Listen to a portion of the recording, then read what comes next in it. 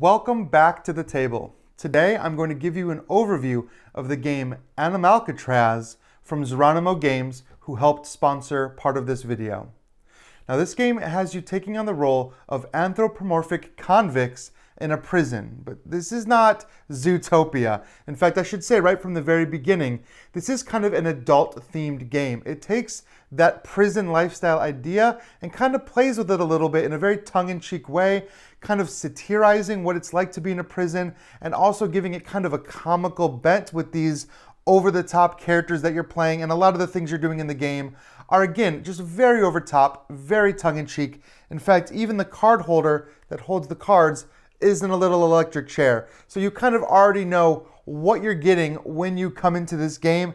It's meant to be played off a little bit with just a little bit of humor, so I wanted to get that out of the way before I started talking about all the things you're doing in this game, because again, this does take place entirely in a prison, and you can see that prison board already set up here in front of me, complete with the different cell blocks along the edges, the different rooms of the prison, the library, the utility room, the cafeteria, and the infirmary. Different rooms that are going to allow you to take different actions, as well as the cell blocks themselves and the courtyard. All the things that you'd expect to see in prison. I've also got all the characters set up here with their colored bases. Now there's a variety of different ways you can play this game. You can play this game 1v1. You can each control a convict. You can control a team of convicts, or you can have several teams of convicts with multiple different players controlling each team. And you're all kind of facing off against each other. Unless you're on the same team with somebody, this is a completely competitive game. And you're actually kind of racing in this game as well. You're racing to be the first person or the first convict or team to complete one of two possible goals, the goals that you'd expect to see in a prison game. You're either trying to escape, which is going to have you collect a variety of items and then try to complete one of these two possible escape cards, or you're trying to become the kingpin of the prison.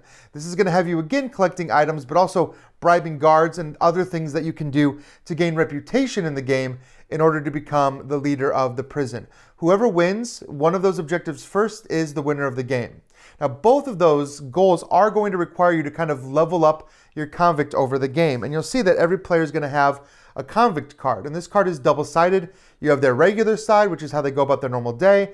And then you have their primal side, which is something that can be unlocked. It's just like an angrier, stronger version of that particular convict. But every convict has two stats. You have your strength and your cunning. These are the two ways that you're going to make a name for yourself in the prison, either through brute strength, which you're going to be using to fight other people and intimidate other people, and then you have your cunning, which is what you're going to use to sneak in contraband, bribe the guards, and steal and things like that. You're also going to have a player board that's going to have room for everything that you'll need for your character, including the contraband cards that you're going to be carrying around in the game. And you can kind of think of these contraband cards like action cards. They're specific items that are going to allow you to interact with the game in different ways, and you're going to be collecting these and trading from them by going to the different rooms. You'll notice that each of the corner rooms has a deck of unique cards. You're going to be able to draw those cards. You're going to have to take this contraband, sneak it back to your cell. You can hide it in there. So there's a lot of things that are going on that feel, again, very much like prison life. You've also got those guards, and those guards in the center are going to try to stand in your way of all that stuff. They're going to try to catch you stealing or smuggling contraband. They're going to block off some of your paths so that you can't get through. And they're going to be corrupted by other players. Other players can possibly take colored bases and change out the bases on each one of these guards, and then they start to control the guards, which means they can use those guards to impede other characters, but not impeding themselves. There's three other things on the board I didn't talk about. One are the crime cards, which are right here. This is a deck of cards. You can go to this location, take a crime card, and it's almost like an objective. It wants you to complete it, tells you specifically what the objective is, and that's going to give you reputation. This is a good way to get reputation, which is going to help make a name for you. If you're playing just an individual convict, you have your own reputation, but if you're playing a team, you kind of work together to establish that reputation. As you go up that reputation track, you're going to be gaining bonuses, including the option to corrupt even more guards, and eventually to become the kingpin itself. So you'll have to go up that reputation track. The other thing you're going to see is an event deck. That event deck is going to be layered with some cards that get progressively hard, and you can play either a beginner mode or an advanced mode.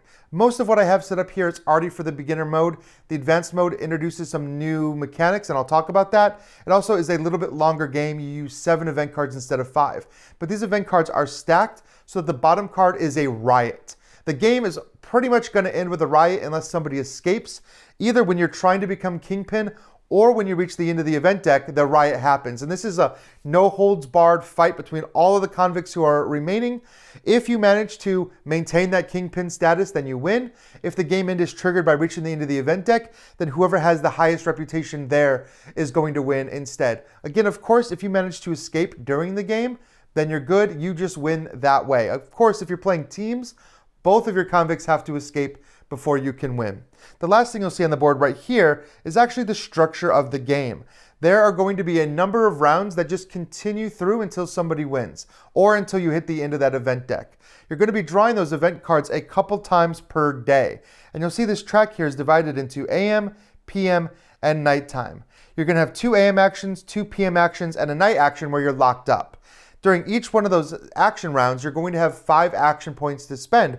You're going to be using those action points to move around the board and take specific actions, but you're also going to be doing some maintenance stuff on a couple of these different rounds. And it's actually marked. It'll show you you're going to draw an event card on rounds 1 and 3. So basically, every 2 rounds, you're going to be drawing an event card to go through that deck. And you're going to be playing over as many days as it takes to win. But like I said, each one of these is going to have you taking 5 actions. You're going to adjust the player order at the start of every day. The first player marker is going to be some version of this little toothbrush. And you're also going to move the guards every day. So they're not staying where they are right now. As they start the game, they're blocking specific actions, but you're going to roll the guard die, and you're going to move these guards around. They might move in a clockwise order. They might just move to a different letter location where they already are. Wherever they move, they're blocking a particular action, stopping you from taking that particular action.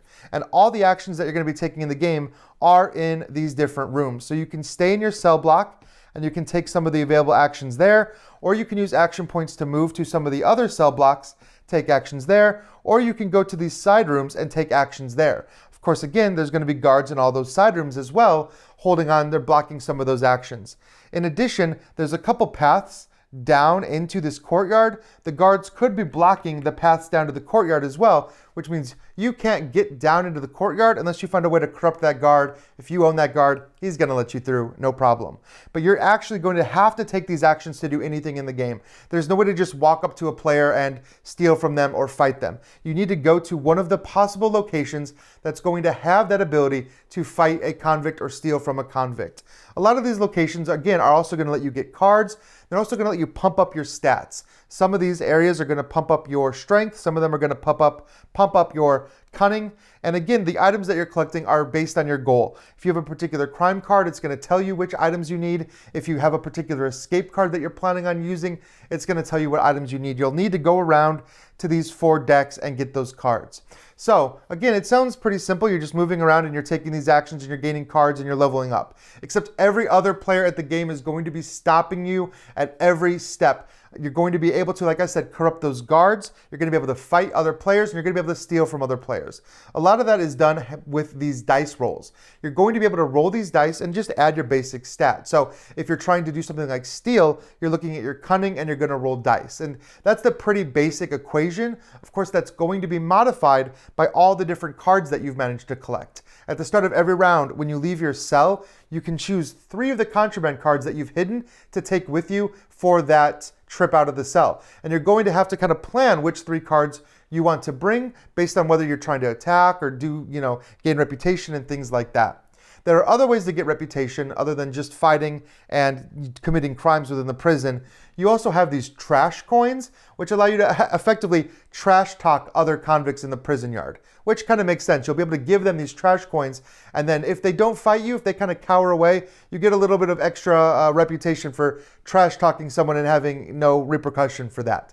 So there are, again, ways that other players can mess with you. The guards can throw you into solitary confinement, take away your actions potentially. They can steal the contraband, which can be especially detrimental if you're about to escape and then somebody comes and steals that last item. Now, everything you're collecting is secret, so they don't really know whether or not you have that key item, so it's just a guess. And of course, with this many convicts in play, you can't really target one particular convict. Like I said, you only get 5 action points per round. So you're going to have to plan those out. Movement costs an action, and then actually doing the actions within the different areas are going to cost 1 or 2. So you're not given a ton of time to do what you're trying to do. So you really need to focus and to decide, which of those in-game triggers am I going to go for, and hope that you and your teammate agree. You can kind of be working towards the same objective. And then at the end of every round, after everyone has taken their 5 actions, you're going to move that little handcuff, and you're going to be going on and around in this pattern until somebody wins the game. So hopefully that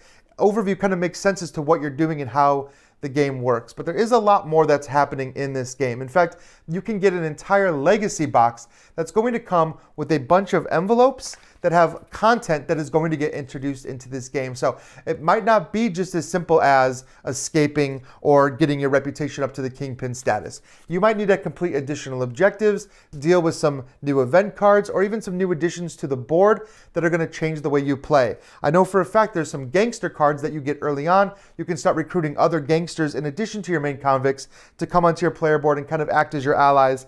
And there's a lot more that goes into that as well. We've got a ton of different little packs that are going to open up over particular times in the game. And then as you play through each scenario, you're going to be opening up more and more envelopes as well. So this is definitely a lot. It's a kind of a sandboxy game. And when you add in the legacy stuff, it's going to be even more. So if you want to see how all of this looks in person, not just a prototype, take a look at their crowdfunding page. And of course, you can leave any comments below. I'll do my best to answer them.